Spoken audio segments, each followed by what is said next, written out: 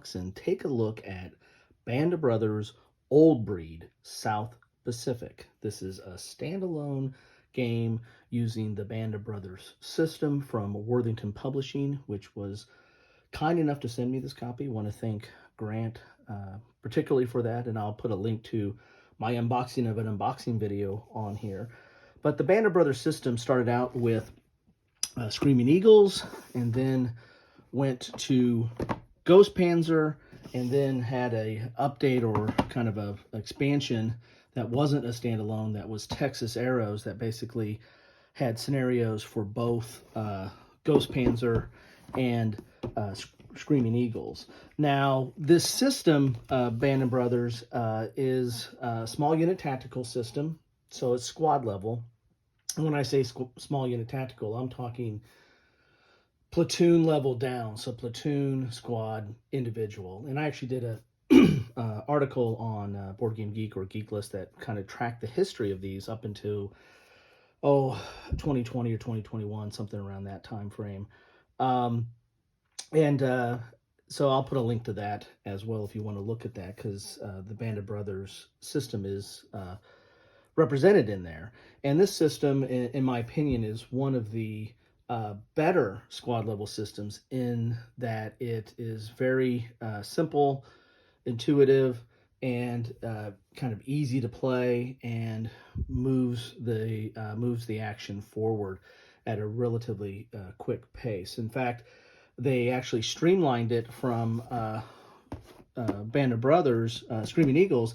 When they came out with Ghost Panzer, they streamlined it a little bit, at least the infantry. With there were some extra proficiency rolls that you had to roll in certain circumstances with the original system that came in Screaming Eagles, and they streamlined that a bit and eliminated some of the rolls in Ghost Panzer. And I think they've kept that going forward with Texas Arrows and with the Old Breed. I assume they're going to do that as well. In fact, Texas Arrows had the new counters to replace the ones that came in the original Screaming Eagles, with that new proficiency combat or firepower rating. Small unit tactical games is very much a well-established portion of the World War II or wargaming hobby. I mean, there's a lot of World War II ones, but it's permeates all aspects of the hobby, whether you have modern or other types of games. It seems to nestle in World War II, starting back with the good old Squad Leader. In fact, ever since Squad Leader came out, all small unit tactical, or especially squad level tactical games that focus on World War II kind of owe a homage to this, or have some legacy in this. They're all trying to either streamline this or improve this, or they take elements from this in some, if not just inspiration from this.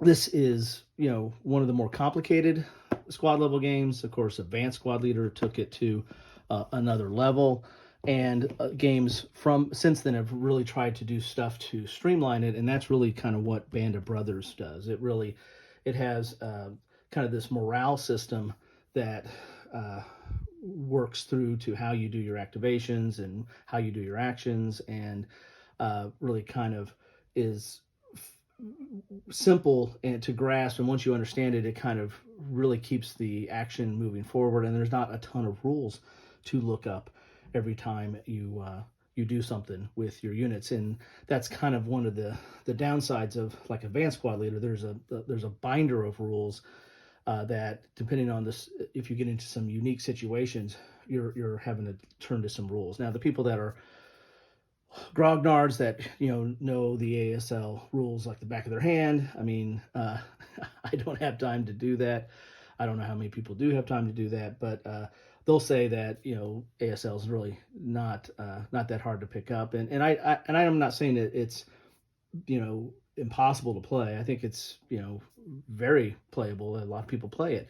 It's just that it has a lot of complexity to it and a lot of rules to it that I don't know. I just don't feel like I want to go into that far to try to get to some artificial sense of realism through complexity on that. So and again, people that play a lot of ASL will say, well, a lot of those rules you never have to look at, that the core rules are there, and I agree with that. I mean, a lot of games like that, or a lot of the squad level games have that.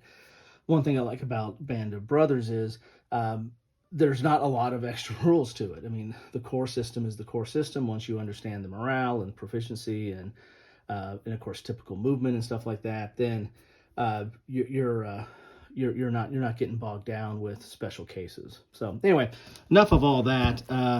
Let's look at the back of the box. This is pretty heavy here. I think they changed up some of the maps here. I think they made them, before the maps were single maps, and now I think they've got them where they're fold, so you have like two maps together, or they're double the length that they have now.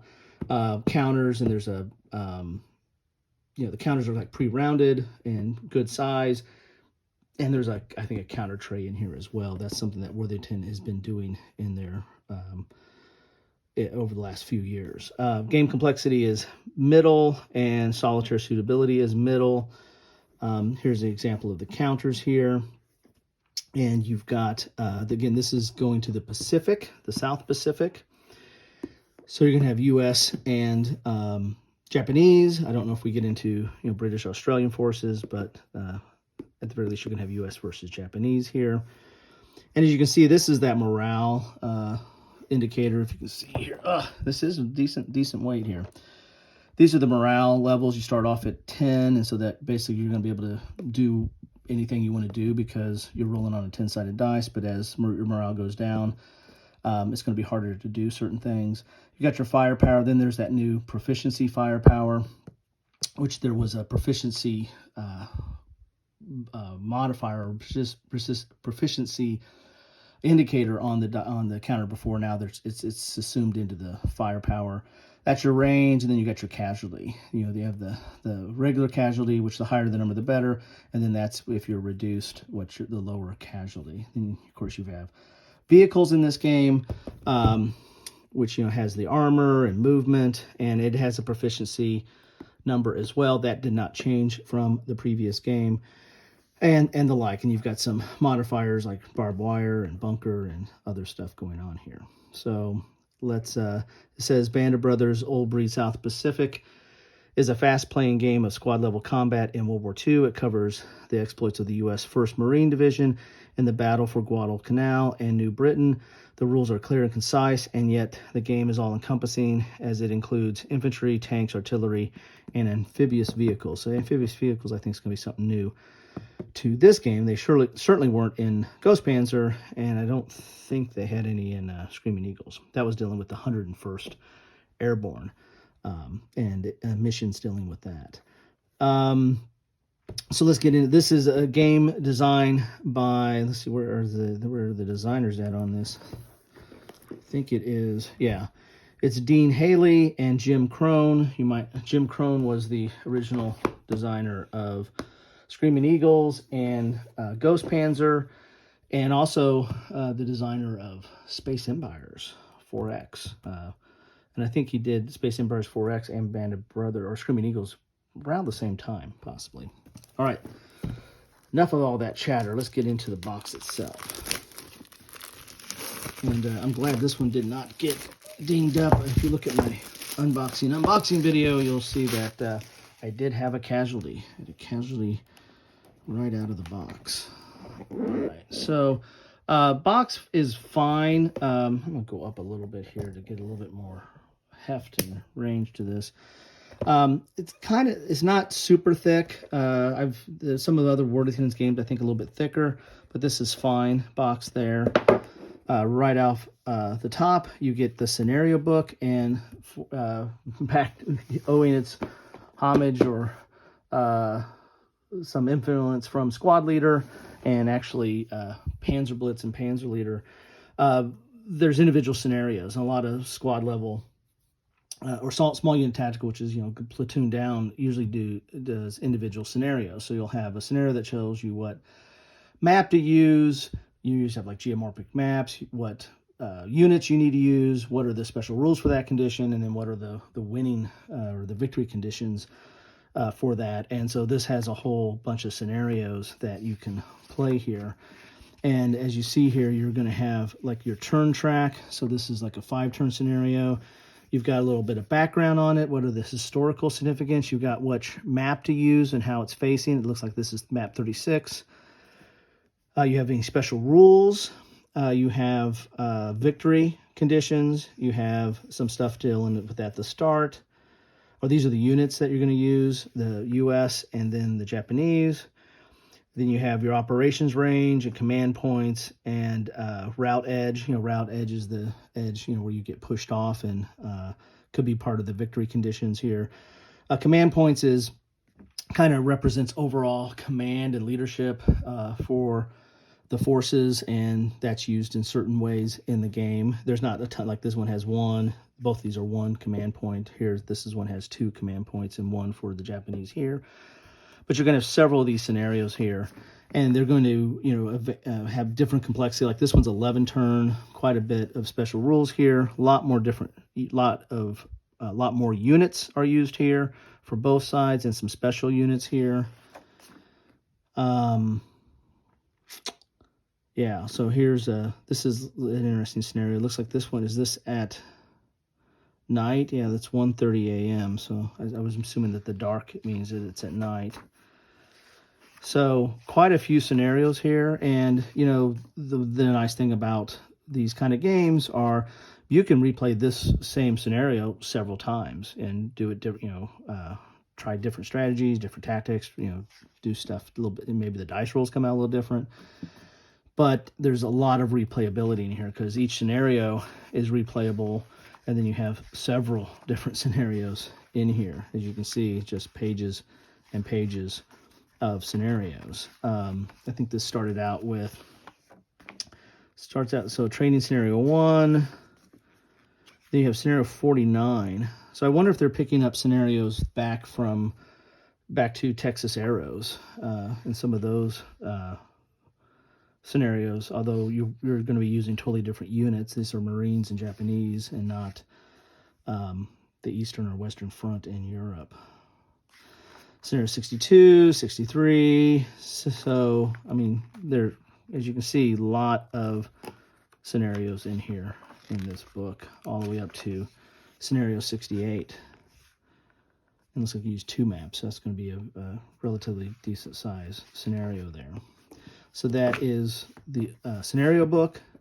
Then you've got the rules itself. This is version 2.2. This looks similar to what came in Ghost Panzer Remastered and Texas Arrows. And so compare those up, see if they are the same, but looks kind of the same. It's dual column. You've got color in here. This explains the counter sheet, as you can see here.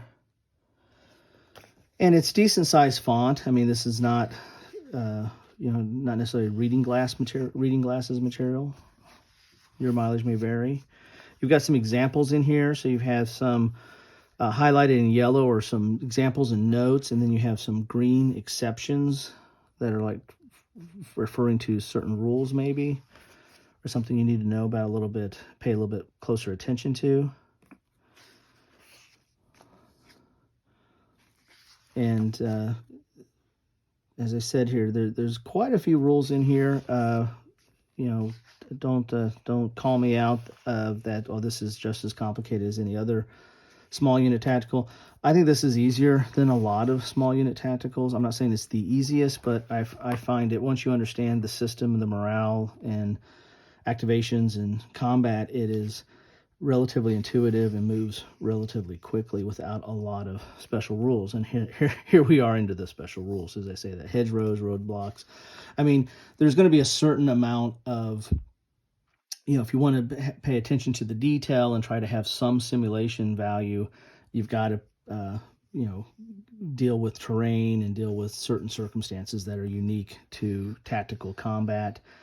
And so any level of small unit tactical, it is going to have some complexity just to deal with some level of simulation. But I find this one does it relatively well, and doesn't get too overblown. Now this rule book will be different because we have a lot of stuff in here about the Japanese and certain things that are unique to them, like suicide attacks and bonsai charges. You've got Commonwealth in here. So it looks like we might have some Commonwealth units in here as well. That's kind of, I like that. And then you got extended example of play. You've got some recommended for solo play here, an extended example of play, and a glossary and index. They also have these little tabs here that, like this says other. So you can like use these tabs, like this deals with terrain. And then if you want to get into weapons is the red. And then guns and vehicles is gray. And then this green at the front here is infantry. So if you just want to read something about infantry or have a rule about infantry, you can just start with just the green. And it also has kind of a program learning system here. So you read up to here, it says stop, and now you can play. You know, go play maybe like the first training scenario or something like that. And you've got enough rules here to now play that first scenario because it's just using infantry. And then you can read some more here, and I imagine there's another stop here, or not. Maybe not. But I remember the other books had that pre-programmed thing in there where you can do it. Maybe you don't. Maybe it was just that first part just to learn about the infantry. But there you have it. That's the rules. You've got some combat event tables, Japanese event tables, and terrain clarifications on the back here. So you got 36 pages of rules there. Then you get into the maps themselves. Wow, those are some thick maps there. Let's take a look at those. I mean, the colors are really nice. You can take a look at that there.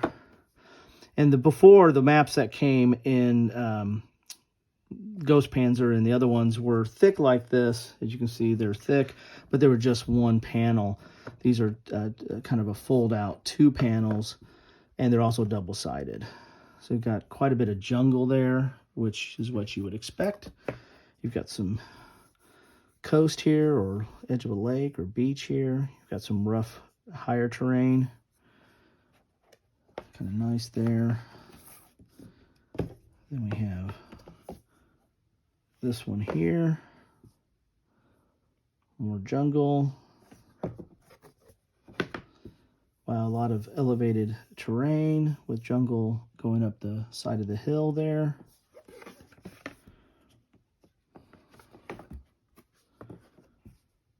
That looks interesting.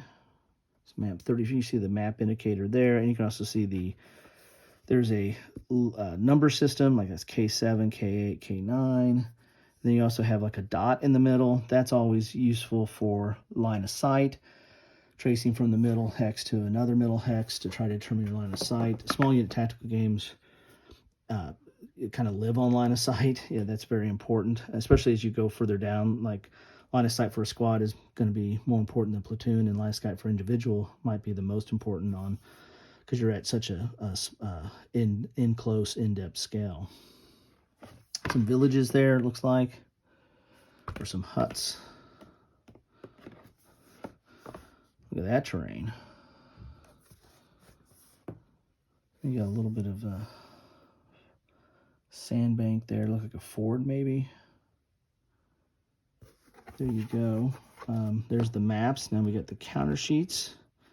How many of those we have? We've got an administrative counter sheet here. As you can see, they're pre-rounded, decent size. They're not; these aren't super thick, but they're well enough. And a lot of your administrative type counters there, and they're double-sided. Then we have the American units. There might be some Commonwealth in here. I'd have to look that up. Again, decent thickness, pre-rounded. There's the reduced side. Oops, they come out pretty easy. I just putting that down, it came right out. So as you can see, it's pre-rounded there, very nice. Here's some vehicles and some Japanese forces. You got some decoys here. So that'll be interesting if, wonder how that comes into play. That also might be, as I said, really easy to come out here. They come out of the counter sheet very nicely. It says middle level solitaire play. I mean, I play these solitaire two-handed. A lot of the rule sets now, I know Lock and Load Tactical does it. What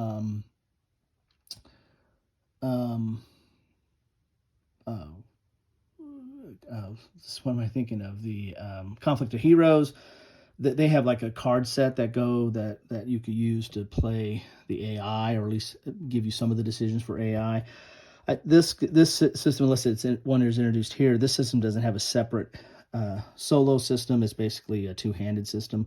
So anything you have like dummy units or decoy or something like that, that could kind of hamper your solo ability to play it solo, because it has some hidden information there.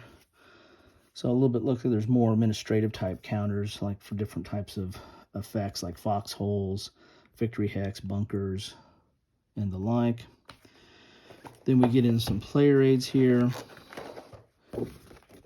And there are 2 player aids, and so you're going to have all your, stuff for combat here: infantry proficient, miscellaneous notes, artillery, movement, gun and vehicle check proficiency, flank melee Japanese, gun vehicle fire versus infantry and guns versus vehicles, infantry versus gun, infantry versus vehicles in close assault, infantry versus vehicles, SATW, and then you've got this chart down below here.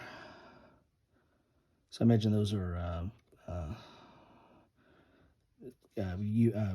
squad assisted. I'm not sure what this T stands for, but those are basically just weapons that you're going to use to take out vehicles. Here's your terrain chart. Now that looks real busy, but a lot of stuff going on. Here you have your image of your terrain, the name of the terrain, and then all the different effects it has on the different units and their characteristics, and then notes on here as well. And then you have some situations that combine with terrains. And there's 2 of those because, you play this 2-player, right? So each one can have one. Then you get your counter your counter tray, and this is a little different counter tray than these kind of locked down. Then that came in Ghost Panzer and Texas Aero. Looks like you have some individual trays now, where they basically had a couple just, one along the line and then a bunch of big trays in the middle, where this one you just have a few big trays and a bunch of places to keep all your counters. And then, of course, 2 10-sided dice, because that is the correct dice to use in this game. So there you have it. This is what comes in a box of Old Breed, South Pacific, Band of Brothers game from Worthington Publishing. And again, want to thank them for this copy. I can't wait to get this to the table and maybe do some after action and gameplay discussion of this, or maybe compare it to some of the other games if I get some time. That's something I do want to do at some point, is kind of do a deep dive in all the small unit tactical game systems that I have and have played, and talk a little bit about them and what I like about them or what I don't like about them, and have you guys or have you all decide what you think as well. Anyway, that's what I have for you today. Thanks so much for stopping by. This is really, I'm really excited about this, continuing on with this series. It's been a while since they've come out with something, and I do like this system, and think it deserves a little bit more attention out there. And thank you for stopping by and spending some time with me. Have a good one.